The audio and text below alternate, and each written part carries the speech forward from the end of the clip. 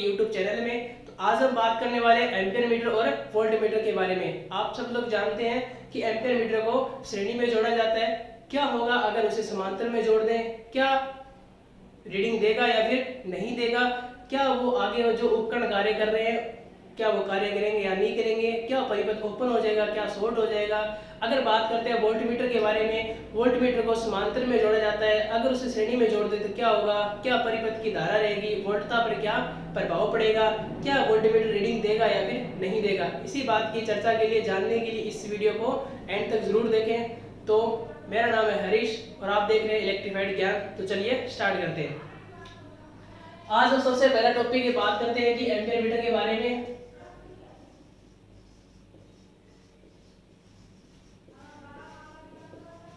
Ampere metre, ampere metre आप सब लोग जानते हैं कि एम्पियर मीटर क्या होता है। कि एम्पियर मीटर जो एक ऐसा उपकरण जो क्या करता है कि धारा का मेजरमेंट करता है, यानी धारा का क्या करता है, मेजरमेंट करता है। अगर इसके सिंबल की बात की जाए, यानी धारा का प्रतीक क्या होता है, आई होता है, और इसका मात्रक क्या होता है, एम्पियर होता है। ठीक है, और ये आपका क्या पड़ जाएगा, एम्पियर मीटर हो गया। ठीक है, और एम्पियर मीटर का जो उपयोग होता है वो किसके लिए, गणना के लिए किया जाता है, और ओनली फॉर किसके लिए, धारा के लिए, या फिर इसे बोल सकते हैं करंट के लिए,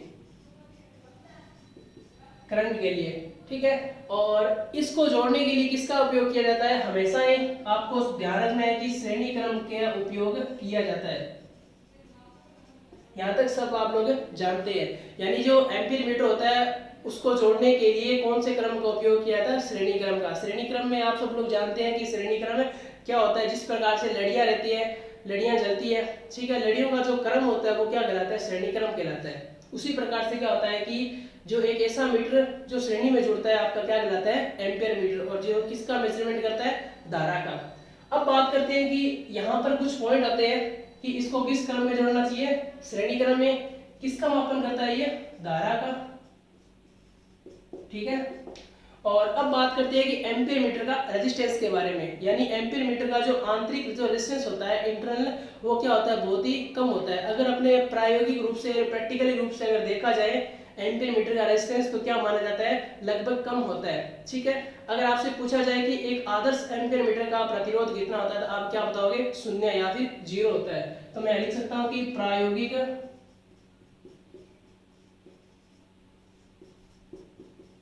तौर पर प्रतिरोध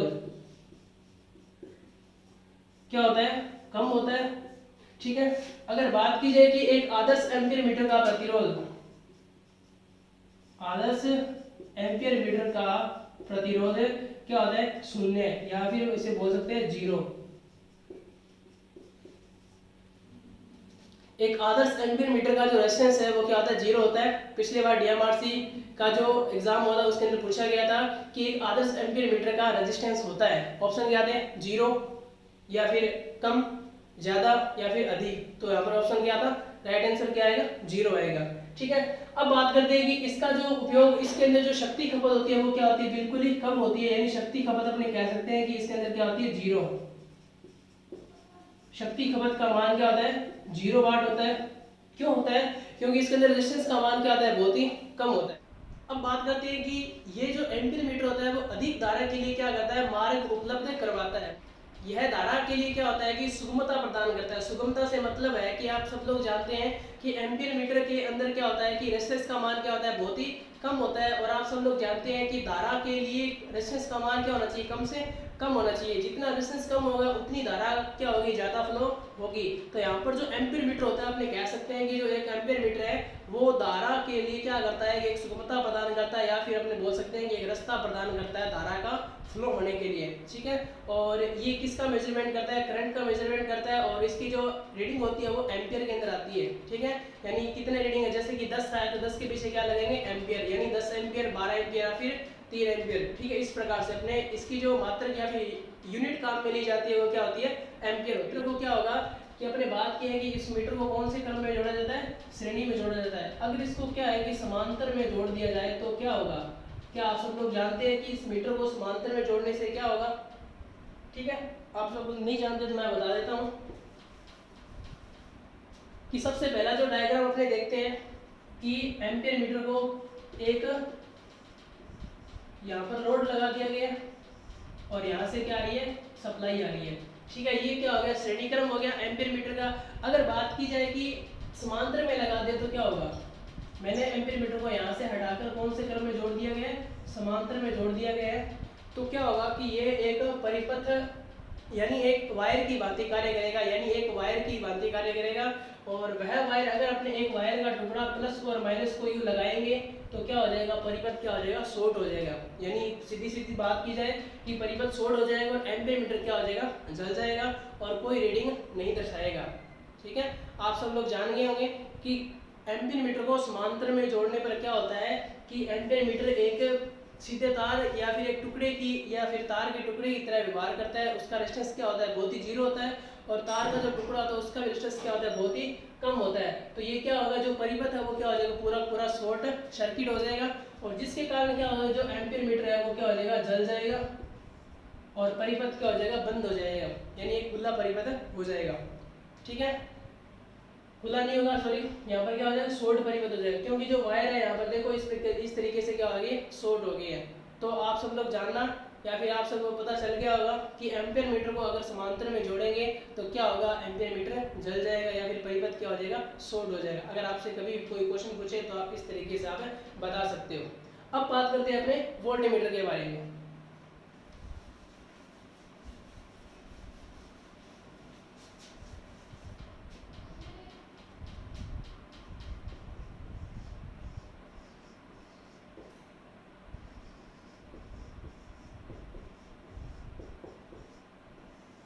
वोल्टमीटर आप सब लोग जानते हैं कि वोल्ट से मतलब होता है कि वोल्टेज। ठीक है, जो विभवांतर की क्या होती है, इकाई होती है। ठीक है, वोल्टमीटर क्या होता है कि वह उपकरण जो वोल्टता या फिर विभवांतर का मापन करे वो क्या कहलाता है, आपका वोल्टमीटर कहलाता है। तो सबसे पहले यहाँ पर बात आती है कि ये किसका मापन करेगा, वोल्टेज, जिसे क्या बोलते हैं, विभवांतर। विभवांतर क्या क्या करेगा, मापन करेगा। ठीक है, किसमें करता है, ये वोल्ट के अंदर। जो भी यहाँ पर रीडिंग आती है वो किसके अंदर आती है, आपकी वोल्ट के अंदर आती है। यानी 10 वोल्ट, 220 वोल्ट, 415 वोल्ट या फिर जितनी भी आपका पाठ्यांक आपको मीटर बता रहा है। अब बात करते हैं कि इस मीटर का जो प्रतिरोध होता है वो जस्ट एम्पीयर मीटर के क्या होता है, उल्टा होता है। अगर बात की जाए कि यहाँ पर जो रेजिस्टेंस के यानी वोल्टमीटर का जो रेजिस्टेंस होता है, आंतरिक जो प्रतिरोध होता है उसकी बात करें तो यहाँ पर क्या होता है, बहुत ही ज्यादा होता है। ठीक है, वोल्टमीटर का जो आंतरिक प्रतिरोध होता है वो क्या होता है, सबसे ज्यादा यानी उच्च श्रेणी का होता है। ठीक है, और अगर बात की जाए कि इसके एक आदर्श वोल्टमीटर का प्रतिरोध क्या होता है, अगर क्वेश्चन पूछा जाए कि एक आदर्श वोल्टमीटर का प्रतिरोध क्या होता है तो आप सब लोग बताएंगे कि इसका आदर्श जो प्रतिरोध होता है वो क्या होता है, अनंत होता है। ठीक है, अगर प्रायोगिक रूप से देखा जाए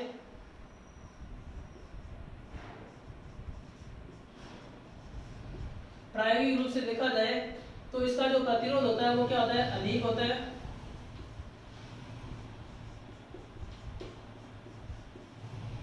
अगर मैं बात करूं कि एक आदर्श एम्पीयर मीटर का प्रतिरोध, सॉरी, एक आदर्श वोल्ट मीटर का प्रतिरोध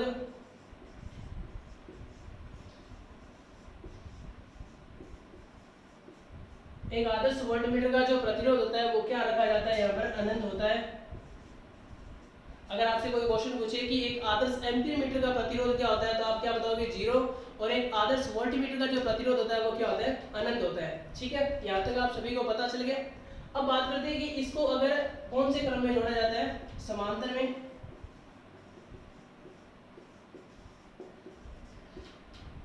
अगर बात करूं मैं इसको समांतर में न जोड़कर मैं इसको कौन से क्रम में जोड़ दूं, श्रेणी में जोड़ दूं तो क्या होगा, बताइए। आप सब लोग अंदाजा लगा सकते हो आप रेजिस्टेंस से कि जहां पर रेजिस्टेंस का मान कम था वो तो परिपथ क्या हो गया, शॉर्ट हो गया। और यहाँ पर रेजिस्टेंस का मान ज्यादा है तो क्या होगा, बताइए जल्दी से।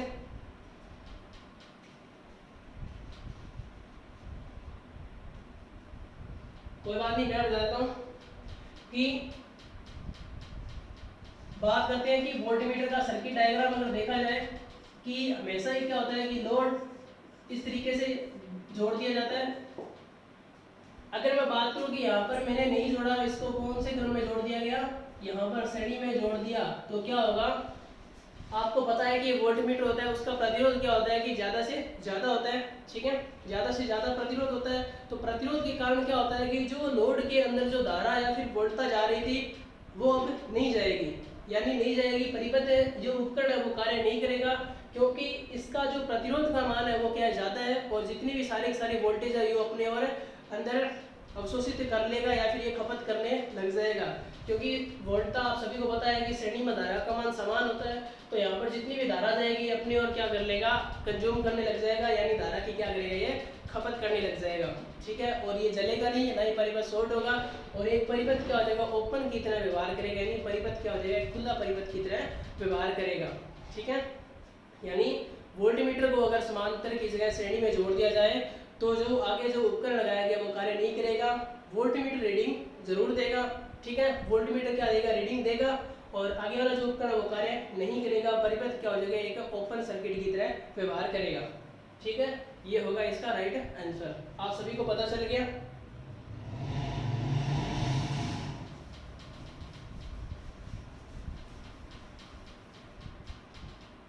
अब मैं कुछ डायग्राम बना रहा हूँ, ठीक है, 4 सर्किट डायग्राम बना रहा हूँ, और आपको उससे बताना है कि क्या परिपथ सही है या फिर गलत है।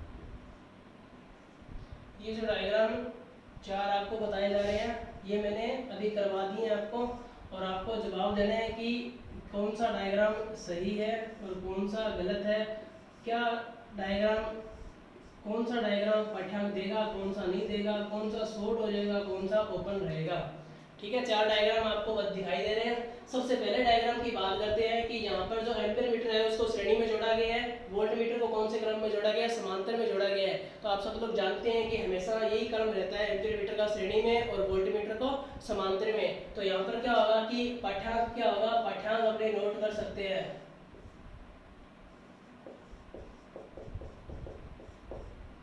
पाठ्यांक क्या मिलेगा अपने को, मिलेगा ये भी एम्पीयर मीटर की रीडिंग दर्शाएगा और वोल्टमीटर की क्या दिखाएगा, रीडिंग दर्शाएगा, और जो लोड को करंट मिलनी चाहिए थी वो आपको लोड को करंट मिलेगी, यानी दोनों ही मीटर क्या दिखाएंगे, पाठ्यांक दर्शाएंगे। अब बात करते हैं कि यहाँ पर क्या होता है कि यहाँ पर एम्पीयर मीटर वोल्टमीटर के बाद लगाया गया है, और यहाँ पर क्या लगा दिया गया, पहले लगा दिया गया, और यहाँ पर क्या लगा दिया गया, बाद में लगा दिया गया। तो आपको कोई कंफ्यूज होने की या फिर डरने की कोई बात नहीं है, वोल्टमीटर चाहे पहले लगाओ चाहे बाद में लगाओ, आपका जो क्रम होता है वो सही होना चाहिए, यानी जो वोल्टमीटर का है वो तो श्रेणी होना, समांतर होना चाहिए, और एम्पीयर मीटर का है वो क्या होना चाहिए, श्रेणी क्रम होना चाहिए। तो ये भी आपका क्या आगे, ये भी आपका पाठ्यांक दर्शाएगा।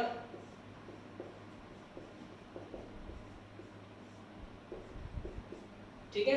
अब बात करते हैं कि 3 नंबर डायग्राम की, कि 3 नंबर क्या आता है कि एम्पीयर मीटर यहाँ पर और वोल्ट मीटर दोनों ही क्या आते हैं कि श्रेणी क्रम में जोड़ दिया गया है। अब आपको सभी को पता है कि एम्पीयर मीटर को हमेशा ही किससे क्रम में जोड़ा जाता है, श्रेणी में, ये तो सही है, पर यहाँ पर वोल्ट मीटर को क्या जोड़ दिया गया है, समांतर में जोड़ दिया गया है।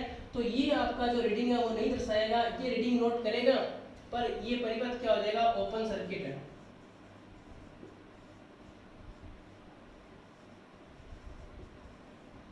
ओपन सर्किट की तरह व्यवहार करेगा, और यहाँ पर जो लोड को जो वोल्टेज मिलनी चाहिए थी वो आपको नहीं मिलेगी। अगर एम्पीयर मीटर और वोल्ट मीटर दोनों को ही श्रेणी क्रम में जोड़ दिया जाए तो परिपथ कार्य नहीं करेगा, एक ओपन सर्किट की तरह व्यवहार करेगा, और वोल्ट मीटर क्या देगा, रीडिंग देगा, और एम्पीयर मीटर कोई रीडिंग नहीं देगा। ठीक है, यानी यहाँ पर एम्पीयर मीटर रीडिंग नहीं देगा, वोल्ट मीटर रीडिंग देगा, परिपथ कोई भी प्रभाव नहीं पड़ेगा, ना ही कोई उपकरण जलेगा, ये भी कार्य नहीं करेगा, ये भी कार्य नहीं करेगा, और वोल्ट मीटर है वो अब क्या देगा, रीडिंग देगा। ठीक है। अब बात करते हैं कि 4 नंबर पॉइंट के बारे में, कि वोल्ट मीटर और एम्पीयर मीटर दोनों को क्या जोड़ा गया है, समांतर में जोड़ा गया है। आप सब लोग जानते हैं कि वोल्ट मीटर होता है उसको हमेशा ही कौन से क्रम में जोड़ा जाता है, समांतर में जोड़ा जाता है, और एम्पीयर मीटर को श्रेणी में जोड़ा जाता है। अपन ने देखा था कि श्रेणी की बजाय अगर समांतर में जोड़ते तो क्या होगा, आपका जो राइट आंसर था वो क्या था कि यहाँ पर प्रतिरोध कम होने के कारण क्या होता है कि ये जल जाएगा। ठीक है, तो यहाँ पर भी क्या होगा कि जो एम्पीयर मीटर है वो क्या हो जाएगा, जल जाएगा। ठीक है, और जो वोल्ट मीटर है वो क्या करेगा, कार्य करेगा, यानी अपने को क्या देगा, रीडिंग देगा। ठीक है, वोल्ट मीटर क्या करेगा, रीडिंग देगा। यहाँ तक सब आप लोगों को पता चला गया कि यहाँ पर किस प्रकार से मीटर को जोड़ेंगे।